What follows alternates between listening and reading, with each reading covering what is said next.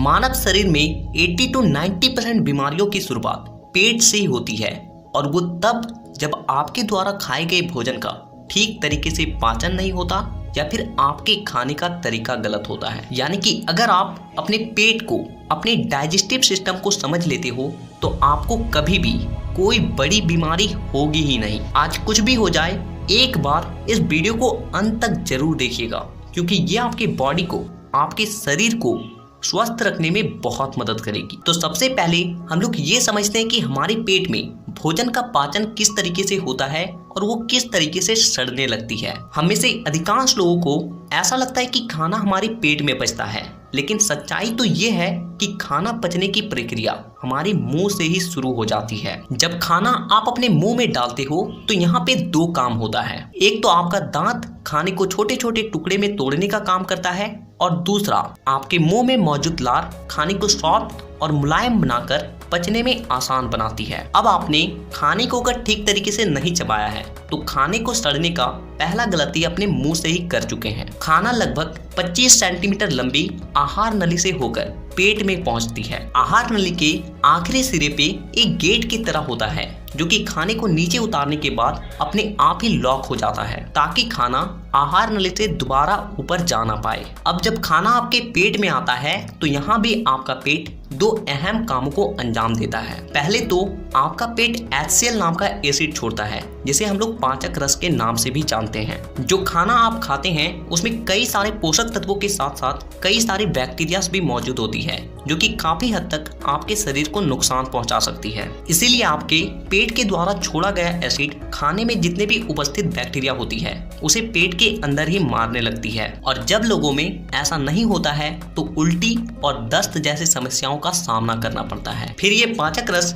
आपके खाने को पचाने का भी काम करता है, लेकिन कुछ लोगों का पाचन तंत्र कमजोर होता है तो उन लोगों का खाना पचने की जगह सड़ने लगती है। और ऐसे लोगों को कुछ बातों का ध्यान रखना बेहद जरूरी होता है। सबसे पहली बात कि खाना आपके मुंह में जितना कम समय के लिए रहता है उसे आपके पेट में पचाने में उतना ही ज्यादा समय लगता है। इसीलिए खाने को अच्छे तरीके से चबाने के बाद ही हमें निगलना चाहिए। दूसरी बात कि खाने को पचाने के लिए आपके पेट में मंथन क्रिया होती है और इस क्रिया के लिए आपके पेट में थोड़ा सा जगह खाली रहना जरूरी है। इस बात को आप कुछ इस तरीके से समझ सकते हो कि अगर किसी बोतल में पानी को पूरा ऊपर तक भर दिया जाए और ढक्कन को लगा दिया जाए और उसके बाद अगर पानी को हिलाते हैं तो वो ठीक तरीके से नहीं हिलेगी, लेकिन वहीं पे अगर बोतल थोड़ा सा खाली हो तो वो अच्छे तरीके से पानी हिल पाएगी और अच्छे तरीके से वो मिल जाएगी। लेकिन हम में से यहाँ पे कुछ लोग गलती क्या करते हैं कि हमारे मन में ये बैठा रहता है कि हम लोग जितना ज्यादा खाएंगे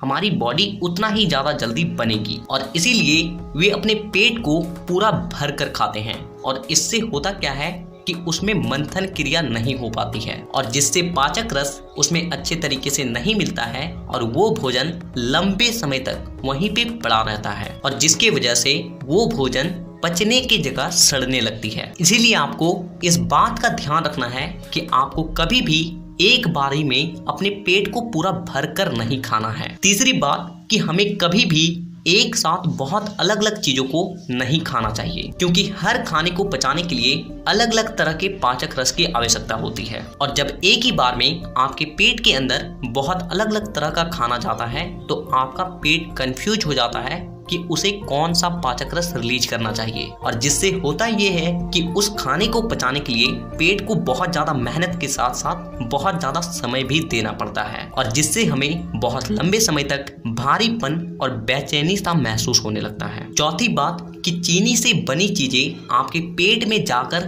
गैस पैदा करती है, जिससे सीने में जलन और गैस जैसी समस्याएं होने लगती है। और इसीलिए आपको सबसे पहले इन चारों गलतियों का सुधार करना चाहिए। अब यहाँ से असली काम शुरू होता है। जब खाना अच्छे तरीके से बारीक पेस्ट में बदल जाती है तो वो खाना छोटी आंत में जाने लगती है। तभी आपके लिवर के पास मौजूद पित्त के थैली से एक हरा रंग का रस निकलता है जो कि आपके भोजन को एसिडिक बना देती है। जब खाना छोटी आंत में आती है तो यहाँ पे जो सबसे जरूरी काम होता है वो है खाने से पोषक तत्व को सोखना और उसे अपने शरीर के अलग अलग हिस्से तक पहुंचाना। हमारी छोटी आंत अंदर से कुछ इस तरीके का दिखाई देती है, जिसमें छोटी छोटी उभारी होती है, जिसमें अंदर से नसें लगी होती है, जो कि हमारे शरीर के अलग अलग हिस्से से जुड़ी होती है। आपका खाना जैसे जैसे छोटी आंत से होकर गुजरती है, खाने में जो भी अच्छी बुरी चीज होती है वो छोटी आंत के द्वारा सोख लिया जाता है, और जिससे उसमें जितने भी पोषक तत्व होते हैं वो हमारे पूरे शरीर में फैल जाती है। और फाइनली आपका खाना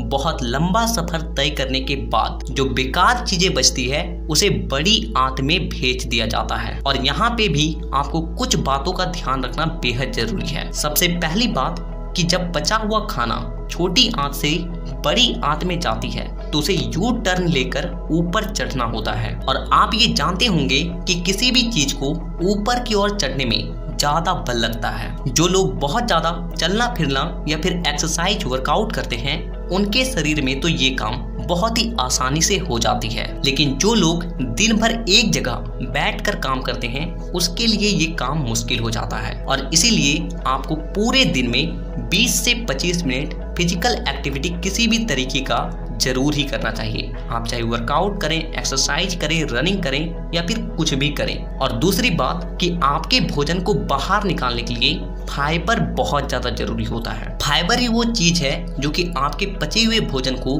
आपस में जोड़ती है और उसे आपके शरीर से बाहर निकालने में मदद करती है। और फाइबर सबसे ज्यादा हरी सब्जी और फल में ही पाया जाता है, लेकिन आप में से कुछ लोग हरी सब्जी खाते ही नहीं है, फल खाते ही नहीं है, और ऐसे लोगों का ही पेट ठीक तरीके से साफ नहीं होता है और उसे तरह तरह की बीमारियों का सामना करना पड़ता है। अब मैं आपको कुछ ऐसी बातों के बारे में बताता हूँ जिसे अगर आप केवल ध्यान में रखते हो ना तो आप जो भी खाओगे वो कन कन पचेगी और उसका कन कन आपके बॉडी में लगेगी। सबसे पहली बात कि जैसे ही आप सुबह उठते हो तो आपको उठने के तुरंत बाद ही 1 से 1.5 गिलास पानी को घुट घुट करके पीना है। ऐसा करने से क्या होता है कि सुबह का लार आपके पेट में जाती है और ये लार आपके बॉडी को डिटॉक्स करने का काम करता है।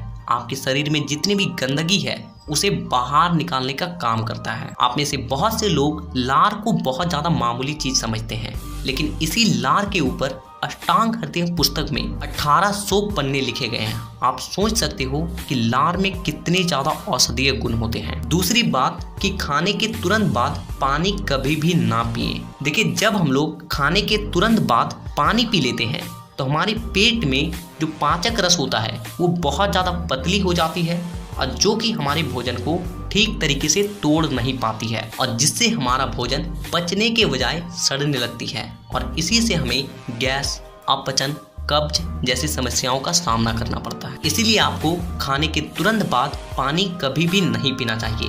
अगर आप पानी पीना भी चाहें तो 1-2 घूंट आप पी सकते हो, लेकिन आपको पेट भरकर पानी कभी भी नहीं पीना चाहिए खाने के तुरंत बाद। आप हमेशा इस बात का ध्यान रखें कि खाने से आपको पहले जितना पानी पीना हो पी सकते हैं, लेकिन खाने के बाद कम से कम आधा घंटे तक पानी ना पिएं। तीसरी बात कि आप जब भी खाने को खाएं तो आपका जो एक निवाला होता है ना, उसे अगर आप आयुर्वेद के अनुसार 32 बार बाइट करते हो, 32 बार चबाते हो, तो आपका 60 to 70% खाना आपके मुंह में ही पच जाती है। और जब आपका खाना मुंह में ही इतना पच जाता है तो आपके पेट के लिए ये काम आसान हो जाती है, और जिससे आप जो भी खाते हो उसका कण कण अच्छे तरीके से पचता है और उसका कण कण आपके बॉडी में लगती है। तो ये छोटी छोटी बातें हैं जिसे अगर आप केवल ध्यान में रखते हो ना तो आपको पाचन से जुड़ी किसी भी तरह का समस्या होगा ही नहीं। तो इसी तरह के हेल्थ और फिटनेस से रिलेटेड वीडियोस को देखने के लिए